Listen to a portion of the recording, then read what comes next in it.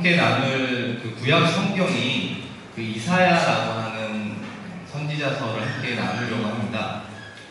그 나눠드린 교환을 한번 보시면 그 사쪽과 이쪽을 한번 다 같이 펼쳐보시면 우리 연대표가 좀 나와 있다는 것을 알 수가 있습니다.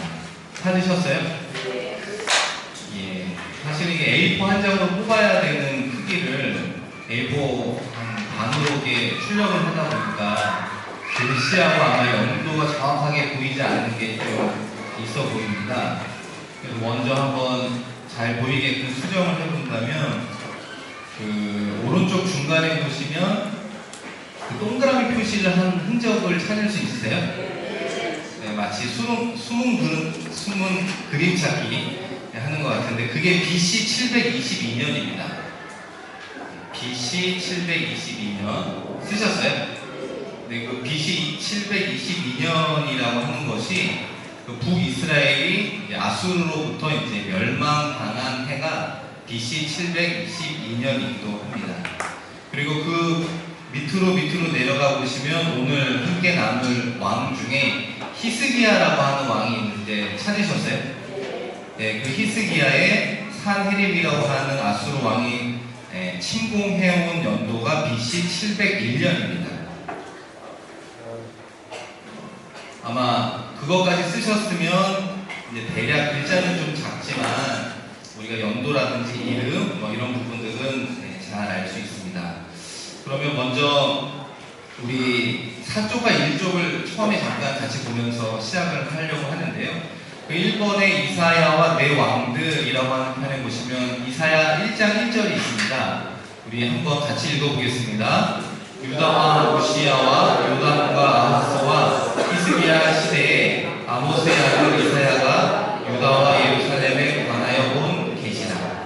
이사야서가 시작하는 1장 1절에서 4명의 유다 왕의 이름이 기록이 되어 있는데 첫 번째는 우시야, 그리고 요담, 아하스, 마지막으로 히스기야 이렇게 시작이 됩니다.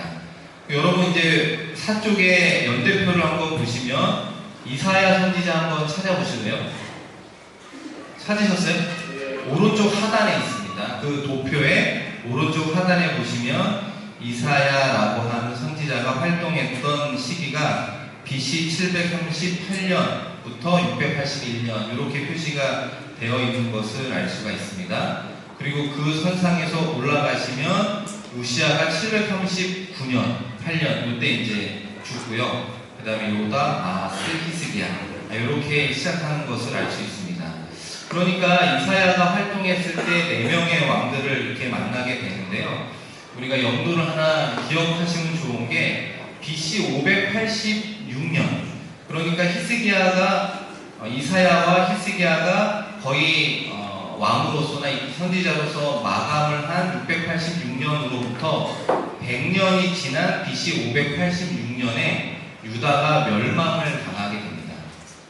그때는 이제 바벨론이라고 하는 나라가 침공해서 멸망을 하게 되죠. 그러니까 이사야가 선지자로서 활동을 한 60여 년을 하게 되는데요. 그러할 때 유다의 운명을 바라본다면 100년 전에, 멸망하기 100년 전에 이사야를 통해서 하나님께서 활동하게 하셨다라는 것을 알 수 있습니다. 여러분 100년이라고 하는 시간이 어떻게 보면 긴 시간이지만 전체적인 역사로 보면 짧은 시간일 수도 있잖아요.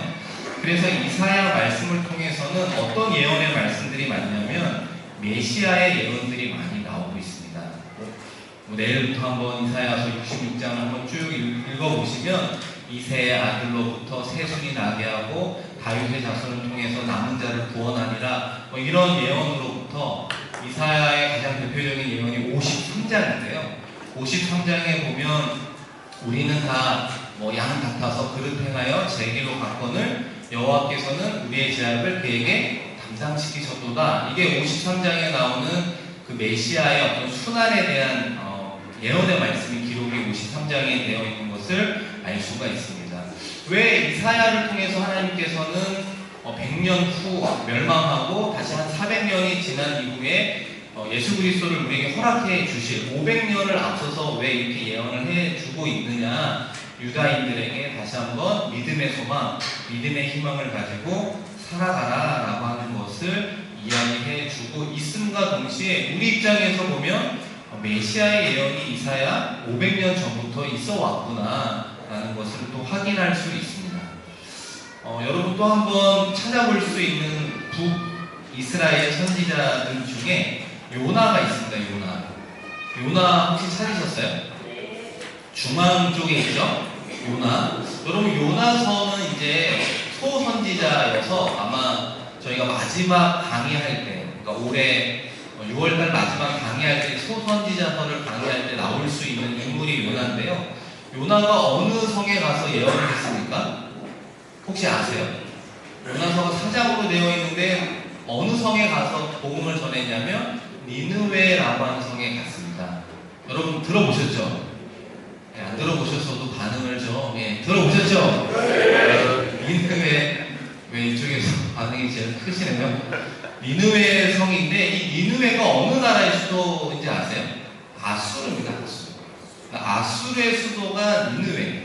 그러니까 여러분 이 아수르가 지금 어디에 나와 있느냐? 그 연대표에는 맨 위에 있습니다. 아수르의 왕들. 그래서 요나가 복음을 전했던 니느웨 성에 어떤 왕이 있었냐면 살마네셀 4세라고 하는 왕이 있었습니다.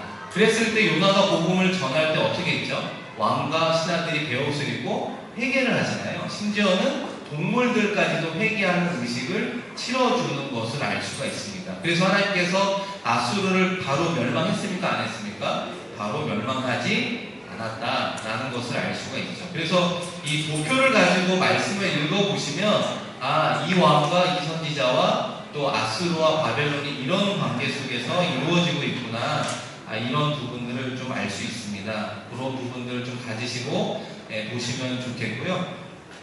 자, 이제 2번으로 한번 넘어가 보겠습니다. 우리 거룩이라고 하는 키워드인데 이사야 6장 특별히 하나님의 어떤 분인가 하나님의 속성을 이야기할 때 우리가 말할 수 있는 단어 하나가 있다면 그것은 거룩이라고 이야기합니다.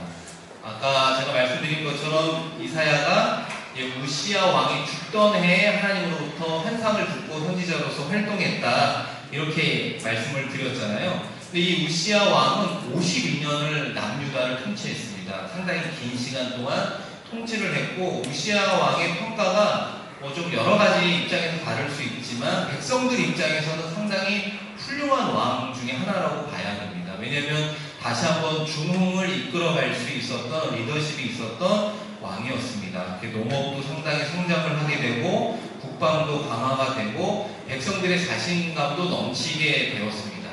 근데 자신감도 넘치고 삶의 자리가 풍요로워지면 나타나는 이스라엘 백성들 그리고 어찌 보면 우리의 공통점 중에 하나가 뭐냐면 하나님께로 나아가는 우리 마지막 내 갈급함이라는 찬양을 했지만 그 갈급함의 정도는 상대적으로 약해지더라라고 하는 것이 그 당시 백성들의 문제였던 겁니다.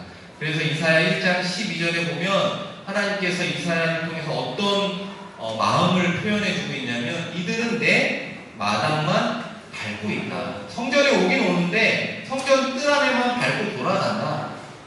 정말로 하나님을 만나려고 하는 마음을 갖고 와서 통해 작업하고 그 다음에 은혜 받고 돌아가 그 힘으로 승리하는 것이 아니라 예를 들면은 이제 출석표 내고 이렇게 가시는 분들도 있잖아요. 오긴 왔는데 끝까지 계시지 않고 출석표 내고 가시는 분들 이렇게 말할 수도 있을 법한 그 당시 분위기가 있었다는 거죠. 그래서 이사야 1장 13절에는 헛된 재물을 다시 가져오지 말라. 재물을 갖고 온다고 내가 받는 예배가 아니다라는 것을 이야기합니다. 재물만 가지고 오면 예배가 이루어지느냐 봉사만 하고 물질만 헌금하면 되느냐 그것이 아니라 나는 너희의 중심 너희의 온전한 마음을 갖고 싶다 이렇게 이야기를 하는 거죠. 여러분 나눠드린 교환 그 밑에 보시면 그 토저라고 하는 사람의 거룩함에 대한 지식 중에 쓴 표현이 있는데 누구에게나 이렇게 시작하는 문장 혹시 찾으셨어요? 우리 같이 한번 읽겠습니다. 누구에게나 가장 중대한 사실은 그 사람이 어떤 순간에 무슨 말과 행동을 하느냐가 아니라 자기 마음 중심에서 하나님을 어떠한 존재로 생각하고 있느냐 하는 것이다. 이 토저의 책들이 상당히 많습니다. 근데 이 토저의 책을 보면 상당히 근본적인 얘기를 참 많이 본질적인 이야기를 하는데 그와 같은 맥락에서 뭐라고 이야기하냐면 우리의 마음의 중심에 우리는 어떻게 생각하고 있느냐, 우리의 마음의 중심에 하나님을 두고 있느냐라고 하는 것이 중요하다, 이렇게 이야기를 함과 동시에 현대인들의 마음속에 하나님의 놀라운 거룩하심에 대한 비전이 상실되어 가고 있는 것이 문제다라고 이야기를 하는 거예요. 이 우시아가 52년 동안 남유다를 어떻게 보면 번영하게는 했는데 이스라엘 백성들의 신앙심은 회복시키지 못했다라고 하는 것이 좀 아쉬운 점 중에 하나입니다. 그렇기 때문에 하나님께서 누구를 사용하시냐면 이사야를 사용하시는데 이사야를 통해서 하나님의 거룩하심이 어떠한가를 직접적으로 체험할 수 있도록 허락해 주십니다. 그래서 2-2번 내가 여호와를 보았다라고 하는 이사야 6장 1절에 보면 우시야 왕이 죽던 해에 내가 본즉 이라고 하는 단어로 시작합니다. 이사야 6장 1절 말씀을 보시면 이사야가 환상을 보게 되는데 그 환상이 무엇을 보게 되느냐, 하나님의 거룩하심을 보게 됩니다. 그래서 이사야 6장 1절 말씀해 보시면 주께서 높이 들린 보좌에 앉으셨는데 그의 옷자락은 성전에 가득하였다라고 이야기를 한 겁니다. 그러니까 하나님을 보긴 봤는데 너무나 빛이, 이 광명이 휘황찬란해서 직접적으로 바라볼 수 없고 그 이사야가 본 것은 그의 옷자락이 성전에 가득한 것을 본 거예요. 이 정도만 봐야지 더 이상 보았다면 내가 아마 죽었을 거야 라고 하는 그 놀라움을 가지고 하나님을 임재를 체험한 그 장면을 묘사해 주고 있습니다. 하나님께서 특별히 이사야를 통해서 이런 부분들을 체험하게 한 이유가 있다는 겁니다. 우시아가 죽던 해가 됐을 때 많은 사람들이 하나님을 섬기고 동시에 이방 신상을 섬기는 머뭇머뭇거리는 신앙생활을 하고 있는 그 사람들에게 정말로 하나님이 살아계시고 그 하나님을 만났을 때 임재가 어떻게 이루어지는가라고 하는 것을 이사야를 통해서 백성들에게 함께 나누기를 원하셨다는 것을 알 수가 있습니다. 여러분, 이사야 1장 3절에 보시면 어떤 단어가 3번 반복되고 있는 단어가 있는데 여러분 어떤 단어입니까? 거룩하다, 거룩하다, 거룩하다 만군의 여호와. 하나님을 직접 보고 나니까 이사야가 표현할 수 있는 표현이 문장력이 뭐냐면 거룩하다, 거룩하다, 거룩하다라고 이야기해요. 히브리인들의 특징 중에 하나가 뭐냐면 우리가 문장을 쓸 때 우리는 강조하거나 중요하다라고 이야기하면 그 문장에 무엇을 긋죠? 밑줄을 긋거나 굵게 하거나 이탈리체로 이렇게 약간 옆으로 비스듬하게 만드는 우리나라 이렇게 문화가 있잖아요. 제가 아까 거룩하다, 거룩하다라고 하는 것도 이탈리체고 밑줄을 그었다. 이건 무슨 뜻입니까? 뭔가 중요하다라는 것을 우리가 알 수 있듯이 히브리 사람들에게도 이 중요하다라고 하는 것을 표현하는 문장과 말의 표현이 하나 있는데 같은 단어를 2번 쓰는 거예요. 2번. 그래서 여러분 요한복음 말씀을 읽다 보면 이런 말씀 많이 들어보지 않으세요? 내가 진실로 진실로 너희에게 이르노니, 이런 표현들이 있다. 이거는 중요하다라고 하는 것을 뜻하는 겁니다. 히브리 사람들이 중요하다라고 할 때 단어를 몇 번 쓴다고요? 2번 반복해서 쓴다는 거예요. 그런데 같은 히브리인 이사야가 지금 하나님의 임재를 체험하고 그것을 표현할 때 몇 번을 썼다는 겁니까? 3번을 썼다. 거룩하다, 거룩하다, 거룩하다 만군의 여호와여. 이게 이사야가 표현해 줄 수 있는 최고의 하나님의 임재에 대한 것임을 알 수가 있습니다. 근데 중요한 사실은 우리도 그런 생각을 할 수 있잖아요. 이사야도 하나님의 어떤 그 놀라움을 임재를 체험하듯이 우리들도 그런 하나님의 거룩하심을, 하나님의 성스러움을, 하나님의 임재를 좀 체험해야 되지 않겠느냐라고 하는 것을 궁금하게 여기거나 우리가 기도할 때도 있습니다. 그래서 하나님의 속성 중에 가장 중요한 게 거룩이라면, 거룩이라고 하는 단어를 생각하면 추상적이잖아요. 잡혀지지 않는 거. 이걸 어떻게 설명하느냐, 여러 가지 방법이 있지만 가장 쉽게 예를 들어본다면, 여러분 불 아세요? 불 아시죠? 불을 피우면 따뜻해지죠. 또 불을 피우면 무엇을 할 수 있습니까? 음식을 데펴서 먹기도 하고 고기를 구워 먹을 수도 있습니다. 그런데 그 불이 너무 아름답고 따뜻하다고 그 불 속에 손을 집어넣으면 어떻게 되죠? 화상을 입잖아요. 이와 같이 거룩이라고 하는 어떤 부분을 뭐 아카데믹한 부분으로 설명하는 이론적 이야기를 들어도 이게 이해가 안 되는 거고, 우리가 불이라고 하는 것도 이론적으로 설명하는 게 중요한 게 아니라 불을 한번 경험해 보는 겁니다. 어느 정도 가까이 갔을 때 따뜻한지, 불을 이용했을 때 우리가 얻을 수 있는 유익이 무엇인지라고 하는 것, 살아있는 불을 관찰하거나 체험하면 우리의 것이 될 수 있는 방식으로 하나님의 거룩함을 우리가 이해하고 접근하고 또 체험해야 한다라고 말할 수 있는데요. 그 부분을 잘 설명해 준 사람이 두 사람이 있는데, 하나는 거기에 나와 있는 것처럼 C.S. 루이스가 쓴 고통의 문제라는 책이 있습니다. 한번 읽어보신 분도 있죠? 죄송합니다. 그 C.S. 루이스는 들어보셨죠? 예, 감사합니다. 그 C.S. 루이스가 쓴 책들이 되게 많이 있습니다. 근데 그 중에 이 고통의 문제라는 책은 좀 어려워요. 사서 읽으시면 어렵기 때문에 빌려보시면 좋겠습니다. 왜냐면 처음부터 끝까지 읽기가 어려워요. 이해가 안 되니까. 근데 이제 그 중에 하나, 이 부분을 설명해 주고 싶어요. 하나님의 거룩하심을 우리가 어떻게 체험할 수 있는가라고 하는 것을 재미있는 표현으로, 제가 유일하게 이해했던 부분이 이 부분이기도 한데요. 두 가지를 이야기해 주는데, 하나는 무엇이냐면, 여러분, 맹수가 우리나라는 호랑이고 서양에서는 사자잖아요. 사자나 호랑이를 여러분 면전이나 가까운 데서 보신 적이 있으세요? 동물원 가서 이런 거 말고, 이제 철장 놓고 뭐 이렇게 구경하고 그런 거 말고, 정말 철창도 없고 아무것도 없는 무방비 상태에서 호랑이나 사자를 대면한 적이 있으세요? 있으면 이 자리에 계실 확률이 없죠. 아마 잡혀먹었거나 큰 부상을 아마 입지 않았을까요? 제가 그 남아공에 3년 있으면서 그 크루거 내셔널 파크라고 하는 공원이 있습니다. 크루거라고 하는 지역인데요. 그 지역의 땅이 한 강원도만 해요. 제가 이 이야기를 할 때마다 사람들이 잘 안 믿으세요.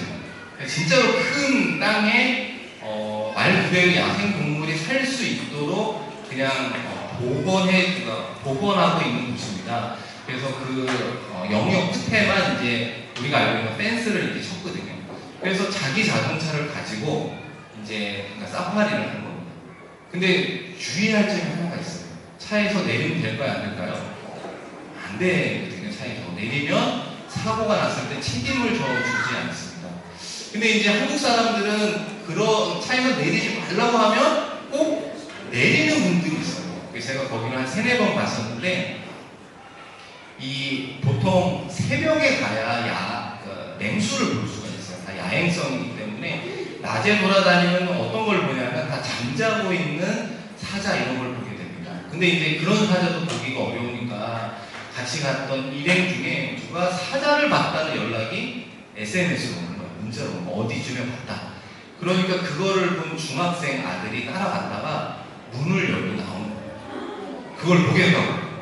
그러니까 이제 뒤에서 다른, 저희만 간 게 아니잖아요. 외국인, 흑인이나 백인들도 있잖아요. 거기서 막 크락처럼 올려주고 빨리 들어가고. 그러니까 자기 앞에 이제 맹수가 있으니까 이게 너무 신기했던 거예요. 이 중학생은. 그래서 그걸 보겠다고 이제 나가는 그 모습을 보면서, 우리나라 사람 정말 대단하다. 꼭 하지 말라고 하면 하는 사람이 있구나. 그 민족성이 우리구나 라는 생각도 하게 됐는데, 여러분, 이 맹수가 정말 우리 앞에 있다라고 느꼈을 때 느끼는 공포라고 해야 되나요? 두려움?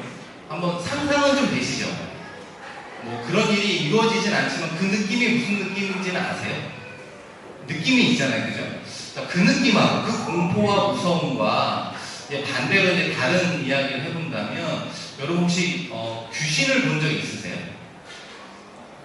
귀신 본 적 없으세요? 옛날에 80년대 때 신앙생활 하는 분들은 귀신 본 이야기들을 많이 하거든요. 아마 연세 있으신 분들은 귀신을 보거나 그것으로 인해서 어려움을 겪었던 분들 아마 있을 텐데요. 여러분이 만약에 지금 저 칸막이가 하나 있지 않습니까? 파티션 맨 끝에 있는데, 저 파티션 너머에 고스트라고 하는, 혹은 귀신이라고 하는 존재가 있다 라고 했을 때, 이거는 경험을 좀 해보셔야 이 느낌이 있는데, 그 장면을 좀 바꿔본다면, 공동묘지를 밤에 혼자 가보신 적 있으세요? 도대체 뭘 하고 사셨어요, 지금까지? 공동묘지 옛날에 살다 보면 산소들 있잖아요. 거기를 밤에 지나가기가 무섭죠? 근데 공동묘지를 지나갈 때 무섭다라고 가르쳐주는 사람이 있어요, 없어요? 없잖아요. 맹수는 우리에게 해를 끼치니까 조심해야 된다, 이런 교육은 받지만, 공동묘지를 밤에 지나갈 때 거기는 왠지 등골이 오싹해 라고 하면서 이야기해주는 이야기는 들었어도 왜 그런지라고 설명해주는 사람은 없거든요. 실제로. 그리고 또 만약에 산기도를 간다든지 이럴 때 여러분 누가 제일 무섭냐면 사람이 무섭습니다. 사람이. 제가 산기도를 한 3개월 동안 한 적이 있었는데 밤마다 밤에 산에 올라가서 기도하는 제 자리를 찾아가는 과정 속에서 한번 깜짝 놀랐던 중에 하나가 어떤 나무를 본 거예요. 근데 나무 같은데 사람 같기도 한 나무를 본 적이 있어요. 그리고서 이렇게 다가가 보니까 어떤 사람이 기도하러 오셨는데 나무를 껴안고 기도하더라고요. 근데 이게 밤에 산에 올라가는 가운데 이걸 보니까 되게 놀란 적이 있어요. 소스라친 적이 있는데, 여러분 왜 그런 느낌을 받을까? 이유는 알 수 없지만 그 느낌이 다르다는 거예요. 그러니까 이 맹수를 봤을 때 느끼는 공포와 우리가 귀신이라든지 영적인 존재를 체험할 수 있는 공간을 지나갈 때 느끼는 그 느낌이 서로 다르다라고 하는 건 이해가 되시죠? 그게 우리 안에 존재하고 있다라는 것을 C.S. 루이스가 이야기해 주는 겁니다. 우리 안에 또 다른 감정이 있다. 영적인 거를 느끼는 감정이 우리 안에 있다. 여기까지 이야기해 주는 사람이 C.S. 루이스라고 하는 사람입니다. 그러면 그 밑에 있는 책이 루돌프 오또라고 하는 사람이 쓴 책입니다. 분도 출판사에서 나온 책인데요. 이 성스러움의 의미라고 하는 이 책 속에는 그걸 좀 더 발전시켜 나가는 책입니다. 이것도 그러다 보니 좀 어려운데, 여기서 나오는 용어가 누멘이라는 단어가 나와요. 여러분 아멘 아시죠? 아멘의 맨이고 누가복음의 누자입니다. 이 누멘이라고 하는 게 어떤 종교적인 신비한 체험을 했을 때 느끼는 감정의 반응을 누멘이라고 이 사람이 정의를 하게 돼요. 그래서 누멘이라고 하는 건 체험자의 특별한 감정 반응이다라고 이야기를 하면서 설명을 쭉 해주고 있습니다. 근데 여러분, 우리가 어떤 감정을 표현한다라고 했을 때 손쉽게 기쁨, 즐거움, 혹은 그 반대로 열이 받는다든지 화가 나, 이런 다양한 우리의 감정들이 있지 않습니까? 그죠? 그럼 여러분들이 만약에 오늘 있었던 감정 중에 가장 여러분에게 큰 영향을 미쳤던 감정은 어떤 게 있습니까? 예를 들자면 기뻤다. 그죠? 기뻤다라고 생각하는 분이 있을 수 있잖아요. 그럼 여러분 왜 기쁘셨죠? 왜 내가 기쁠까요? 왜 나에게 기쁨이 생기고 웃음이 생길까 생각해보면 기쁨을 주는 상대방이나 사물이나 어떤 결과가 있기 때문에 나에게 기쁨이 된다는 거예요. 그러니까 예를 들어보면 어떤 분이 여성 소급을 하는데 목사님 제가 오늘 정말 기뻐요 이러는 거예요. 왜 기쁘세요? 이렇게 물어보니까 저희 아들이 중학교 1학년인데 과학 경시대에 나가서 1등을 했다. 남의 아들이니까 별로 여러분들에게는 기쁨이 안 가잖아요. 근데 이분에게는 기쁠까요? 안 기쁠까요? 너무 기쁘죠. 엄마로서 너무 기쁘지 않을까요? 왜 기쁜가요? 아들이 1등을 했다라고 하는 것이 나한테 기쁨으로 다가온다는 사실입니다. 그렇기 때문에 우리가 일상적으로 느끼는 감정이라는 게 독립적일 수가 없어요. 독립적인 사람은 어디에 가 있냐면 정신병원에 가 있어요. 아무 일이 없는데 막 하하호호 거리는 사람 있잖아요. 기쁜 일이 아무도 없어. 근데 너무 즐거워해. 이런 분들이 다 정신병원에 가 있는 거예요. 자기 혼자 기쁜 겁니다. 근데 정상적인 사람의 감정은 다 상호 의존적이에요. 여러분이 한번 그 생각을 잘 해보세요. 부부싸움을 해서 기분이 나빠. 왜 나쁜 거예요? 부부싸움을 하니까 기분 나쁜 게 여러분에게 생긴 거죠.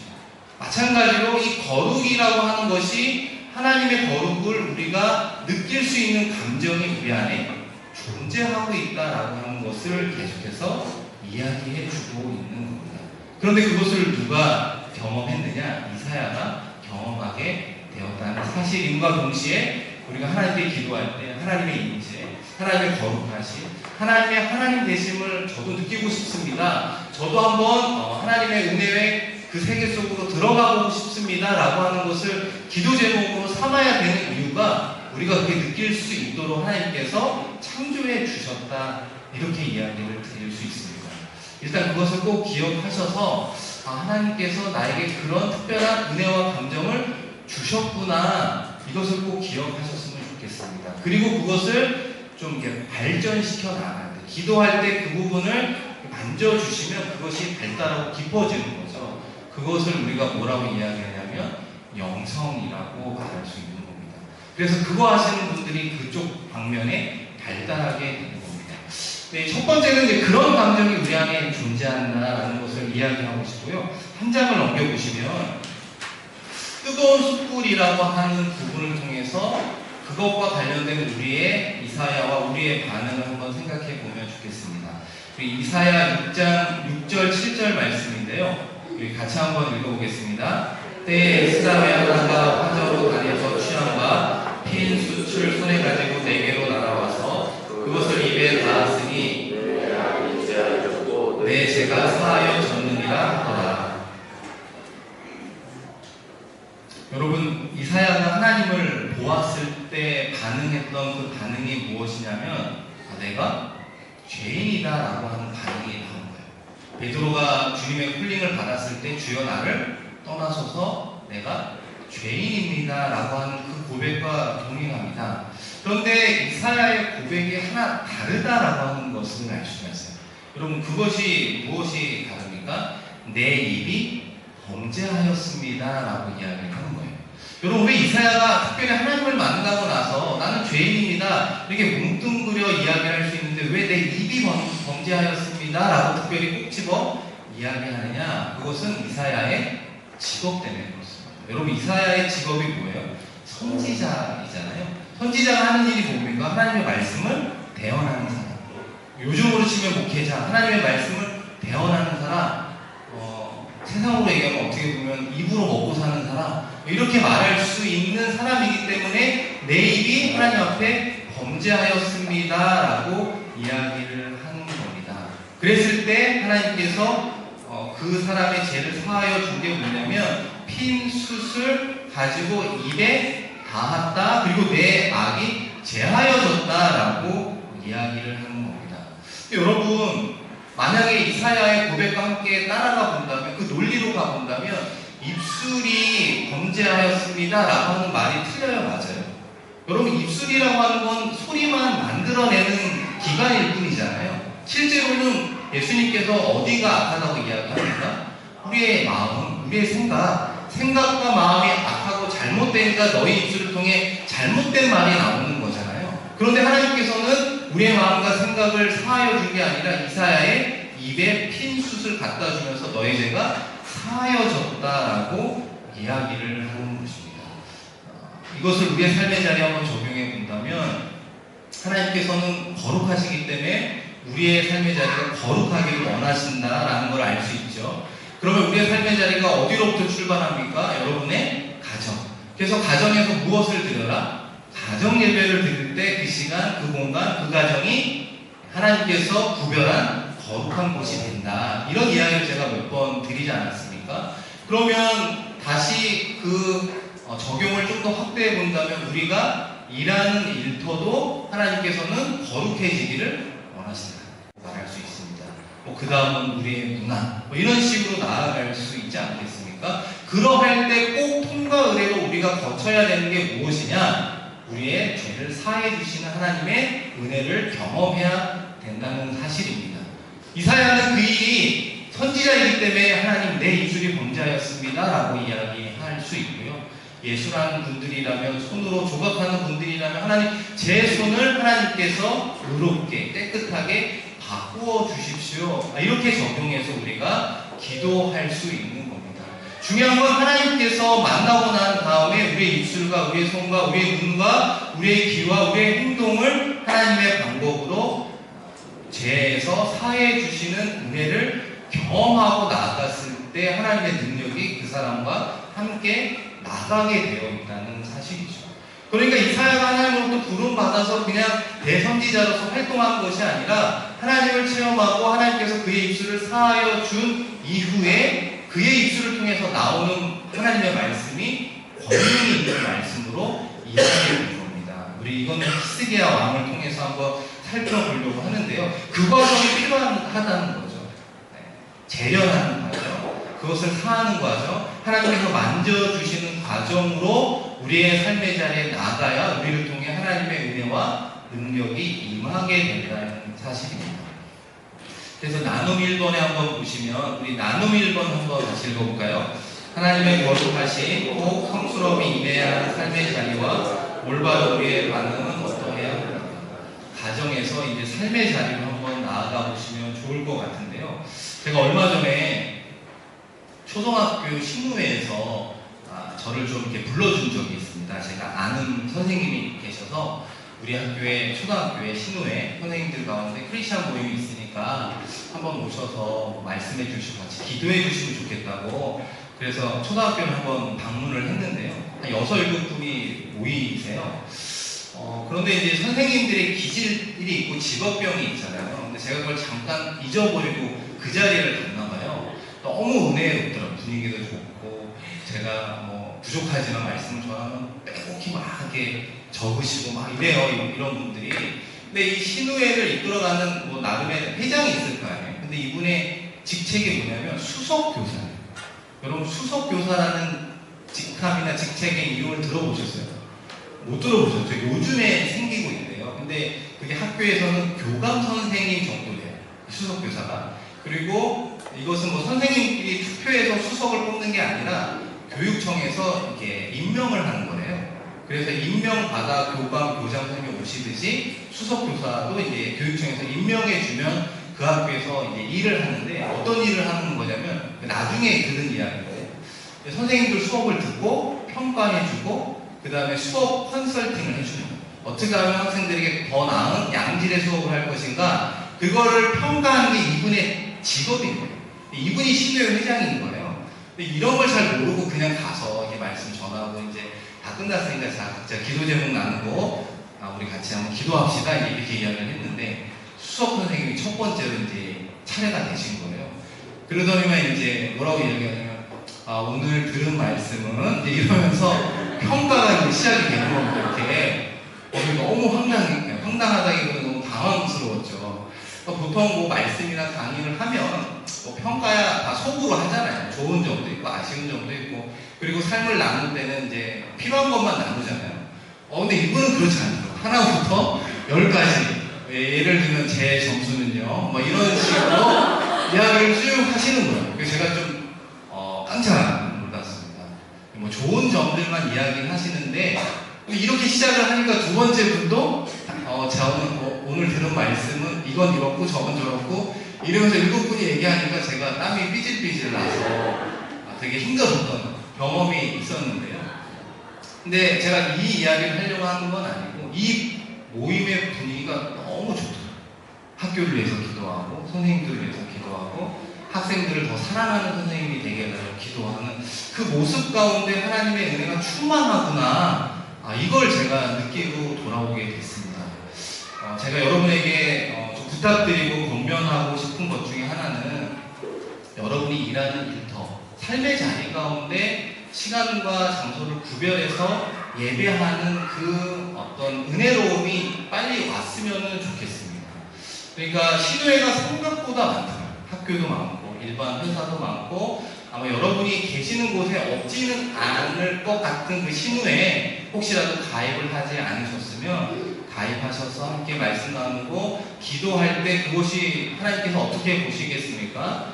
거룩한 곳, 하나님께서 구별한 장소로 도와주십니다. 꼭 그렇게 한번 시도해 보시는 저와 여러분 되시면 좋겠고요. 아까 말씀드린 입술이 재련되고 났을 때 이사야를 통해서 하나님께서 어떠한 말씀들을 주시고 어떻게 성취하게 되는가, 그것이 히스기야 왕을 통해서 너무나 잘 드러나기 시작합니다. 3번에 보시면 이사야 이제 36장에서 40장에 나와 있는 일들인데요.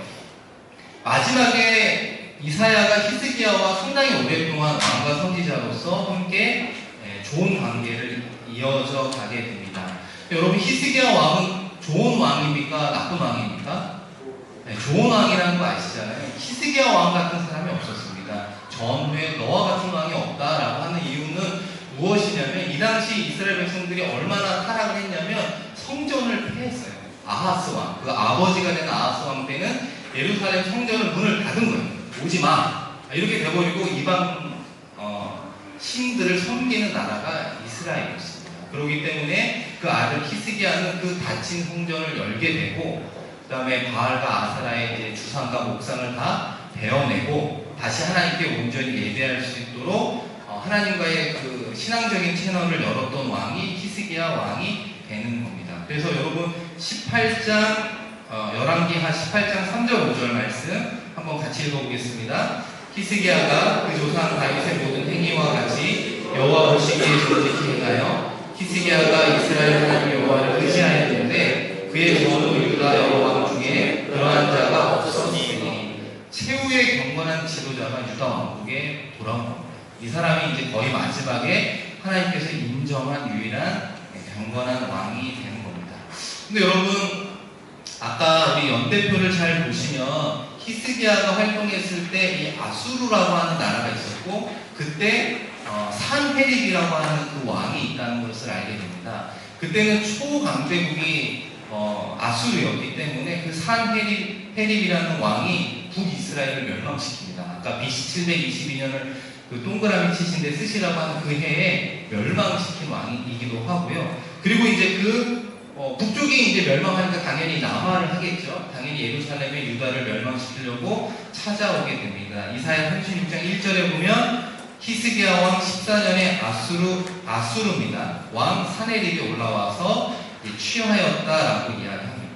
이때 하나님께서 이사야를 통해 어떤 예언의 말씀을 주시느냐, 이사야 37장 6절 7절 말씀인데요. 이 부분을 한번 같이 읽겠습니다. 이사야가 그들에게 이르되 너희는 너희 주에게 이렇게 말하라. 여호와께서 이같이 말씀하시되 너희가 들은 바 아수르 왕의 종들이 나를 능욕한 말로 말미암아 두려워하지 말라. 보라, 내가 영을 그의 속에 두리니 그가 소문을 듣고 그의 고국으로 돌아갈 것이며 또 내가 그를 그의 고국에서 칼에 죽게 하리라 하셨느니라 하니라. 아멘. 이 말씀을 이사야를 통해서 히스기야 왕에게 주었습니다. 무엇을 이야기하냐면 아수르 왕 사네립을 두려워하지 마라. 첫 번째는. 두 번째는 그가 고국으로 돌아가니라. 세 번째는 그가 고국에서 칼에 찔려 죽으리라. 이 세 가지를 예언하게 됩니다. 아까 말씀드린 그 과정을 통해서 은혜를 체험한 이사야를 통해서 하나님께서 주셨던 말씀입니다. 그리고 그 밑에 이사야 37장 36절에서 38절 말씀인데요. 우리 같이 한번 읽어보겠습니다. 여호와의 사자가 나가서 아수르 집중에서 18만 5천인을 쳤으므로 아침에 일찍이 일어나 본즉 시체뿐이라. 이에 아수르의 사내 왕이 떠나 돌아가서 니느웨에 거주하더니 자기 신 니스록의 신전에서 경배할 때에 그의 아들이 벨렉과 사레셀이 그를 칼로 죽이고 아라란 땅으로 도망하였으므로 그의 아들 넷을 하더니 이어 왕이 되니라. 주신 예언의 말씀이 성취되었습니까? 안 됐습니까? 성취되었던 것을 알 수 있습니다. 그러니까 아까 말씀드린 하나님에 대한 은혜를, 임재를 체험하고 자신이 이 땅에서 사용하는 어떤 삶의 영역, 기술, 이 부분이 하나님의 은혜의 손길로 한번 만져져야 되는 이유 중에 하나가 이사야를 통해서 하나님께서 크게 사용하시는 것을 알 수 있습니다. 그런데 그 스케일이 보통이 아니라는 거예요. 어떤 것을 예언했냐면 초강대국 아수르의 18만 5천 명이 그날 아침에 죽은 거예요. 그래서 어떤 사람들은 아마 급성 전염병이 퍼졌나 보다. 그리고 여기서는 여호와의 사자, 이렇게 표현을 달리할 수는 있지만 말로 설명할 수 없는 그 예언의 말씀이 성취되게 하시는 하나님의 능력을 이사야도 경험하게 되고 누구도 경험하게 됩니까? 히스기야도 경험하게 되는 것을 알 수가 있습니다.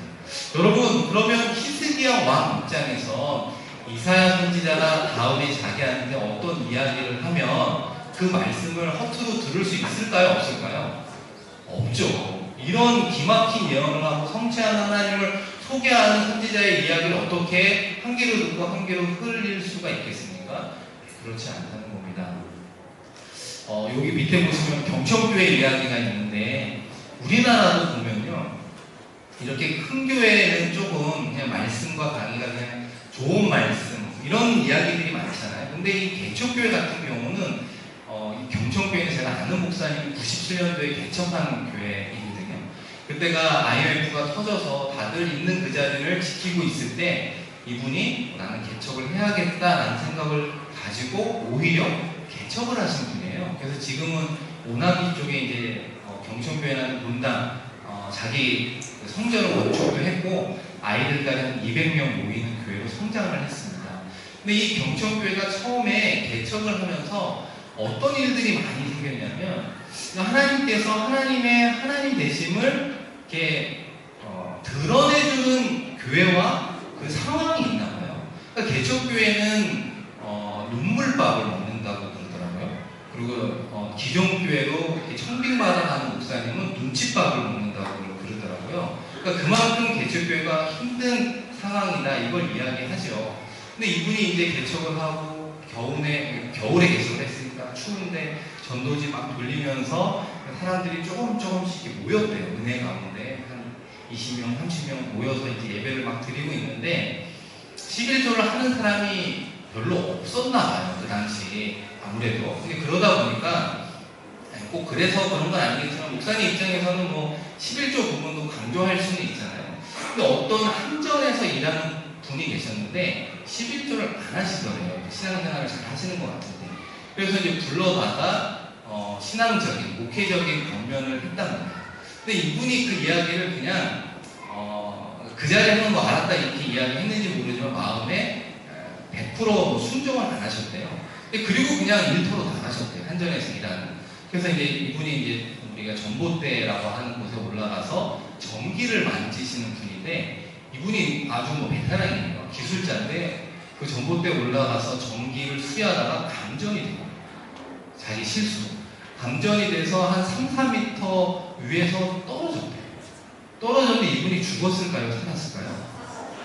죽으면 이야기가 아니잖아요. 이분이 떨어졌는데 살았는데 하나도 안 다쳤대요.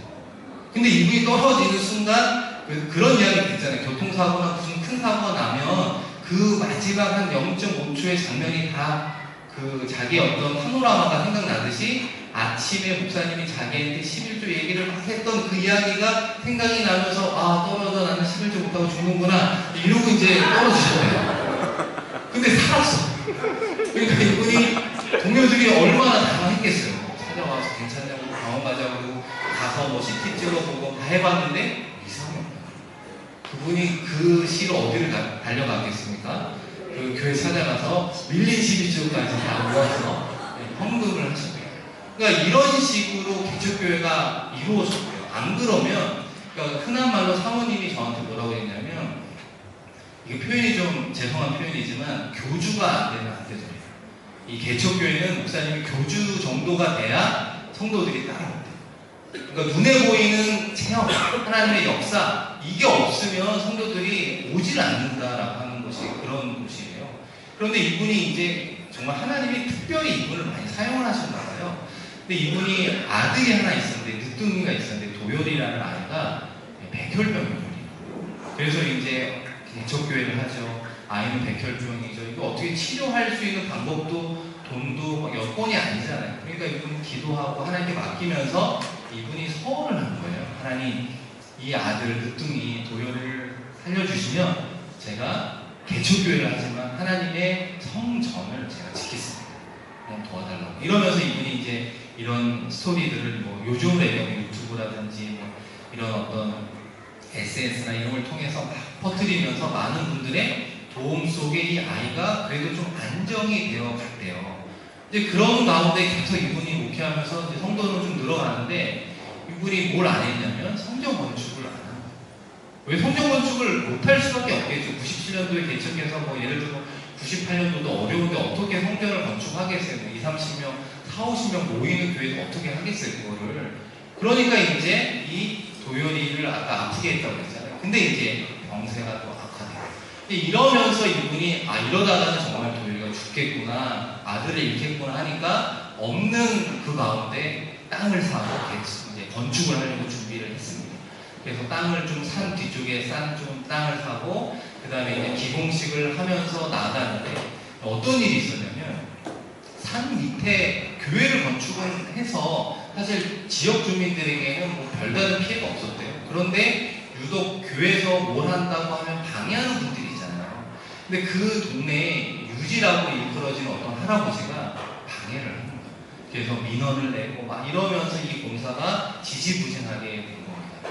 근데 그런 가운데 이제 어떻게 하나님께 기도하고 이렇게 나아가는데 신기한 것 중에 하나는 뭐냐면 이분이 되게 건강한 할아버지였거든요. 그런데 며칠 있다가 이 할아버지가 돌아가셨어요. 그러니까 이 동네 분들이 이 할아버지가 유시고 건강한 할아버지인데 뭐 한 건 알고 있었냐면 교회 건축하는 걸 방해하는 건 알고 있었거든요. 그러니까 이 동네 분들이 더 이상 반대를 할까요? 못할까요? 반대하지 않는 거예요. 못하기도 하고 안 하기도 하고 이게 좀 뭔가 성스럽구나, 뭔가 여기는 좀 다르구나 이러는 과정 속에 교회를 건축하고 병원하고 지금 그 도요일도 건강하고 교인들도 한 180, 200명 모이는 교회를 하면서 이분의 사명을 깨달았대요. 개척교회 하는 분들을 돕도 도와주자. 왜냐면 자기가 그런 경험을 하니까 개척교회 가운데 힘들어하는 목회자가 정말 많잖아요. 밥도 사주시고 기도해주시고 위로해주시고 이렇게 하면 좋겠다고 도와주시고 뭐 이런 사역을 하는 것을 보게 됩니다.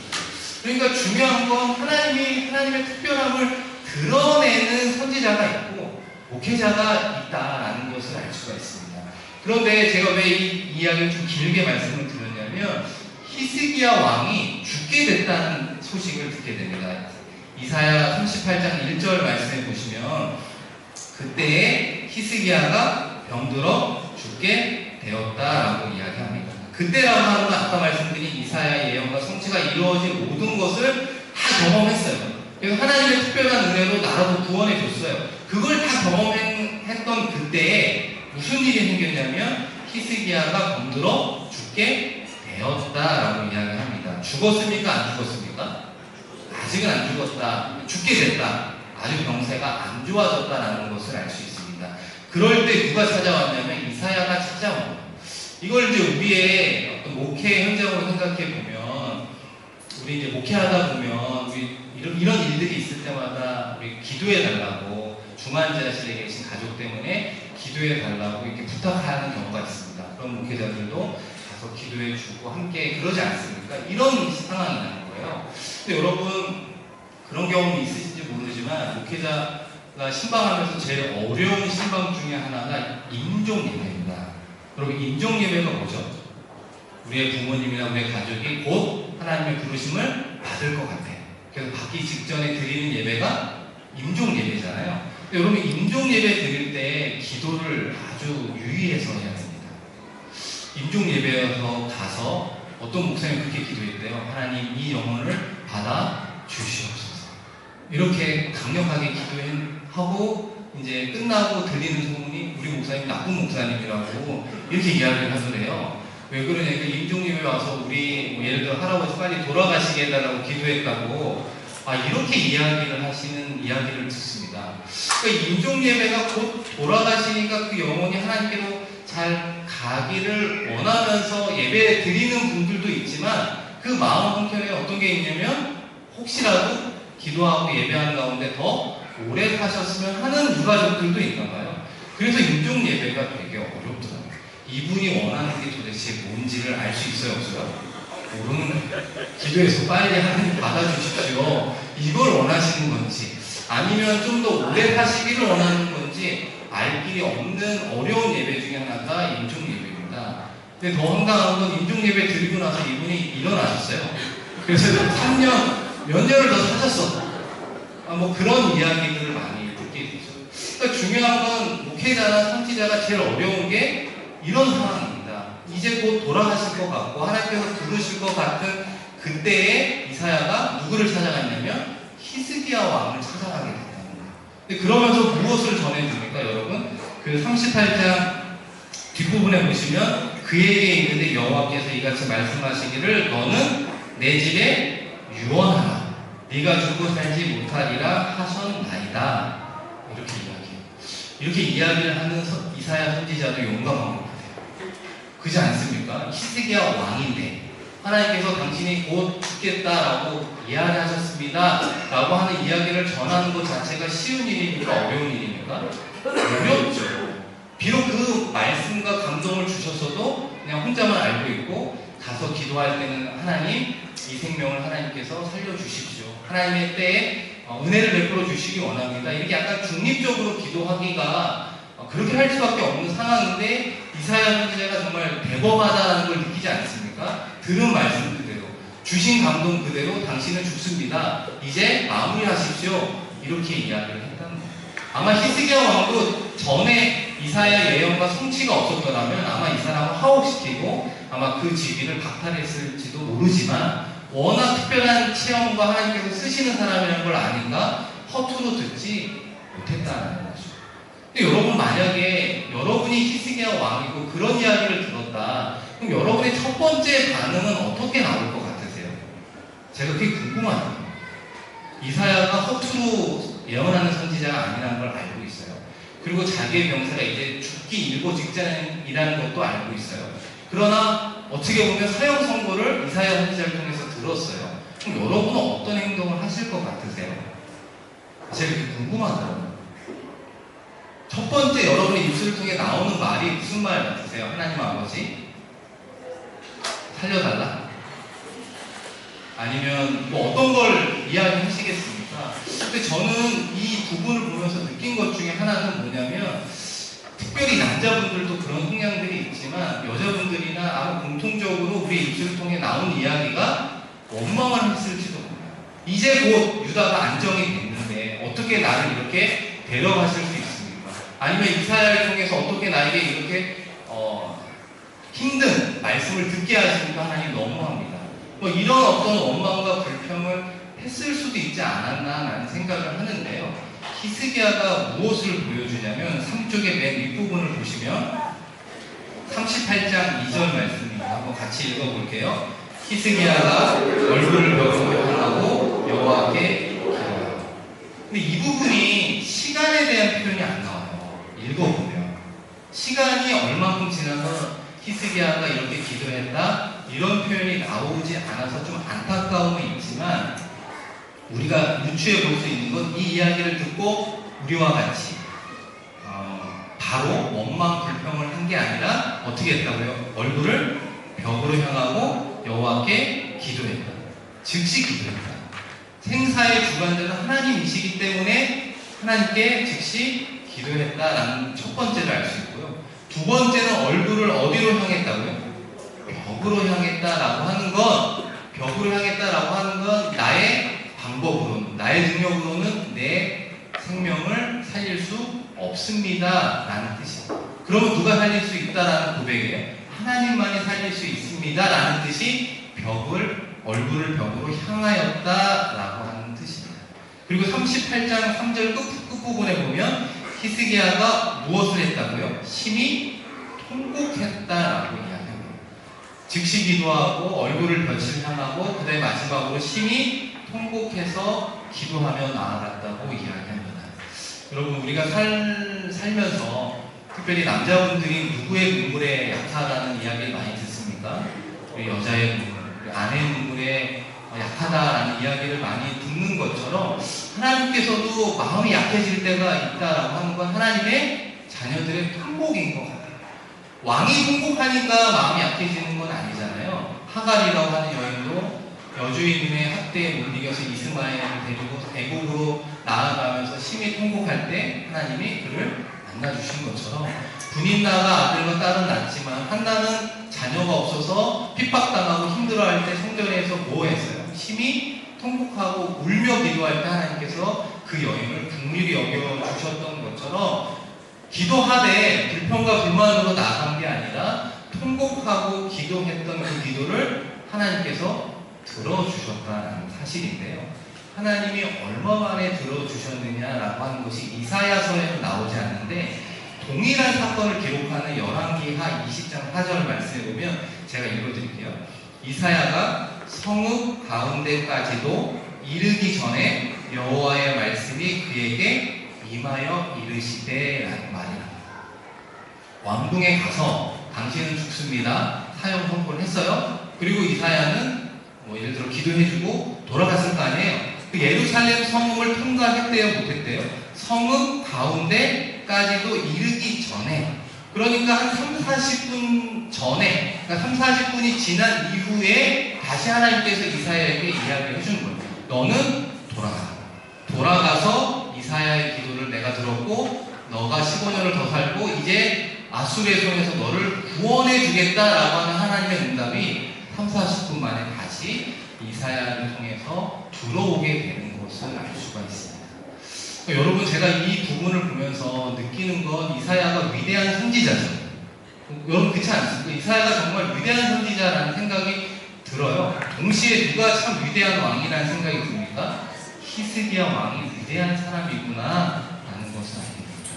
여러분 마찬가지인 것 같아요. 우리가 함께 나아가는 모든 삶의 자리는 어떤 사람이 좋고 어떤 사람들이 따르는 사람이 안 좋을 수가 없구나. 좋은 왕의 좋은 선지자가 있고 좋은 선지자의 좋은 왕이 함께 동역하고 있구나 라는 것을 알 수 있습니다. 여러분 동시에 여러분의 삶의 자리에서 사형 선고와 같은 소식, 성천병력과 같은 소식이 여러분에게 임할 때 첫 번째 나오는 여러분의 입술의 소리가 중요하다.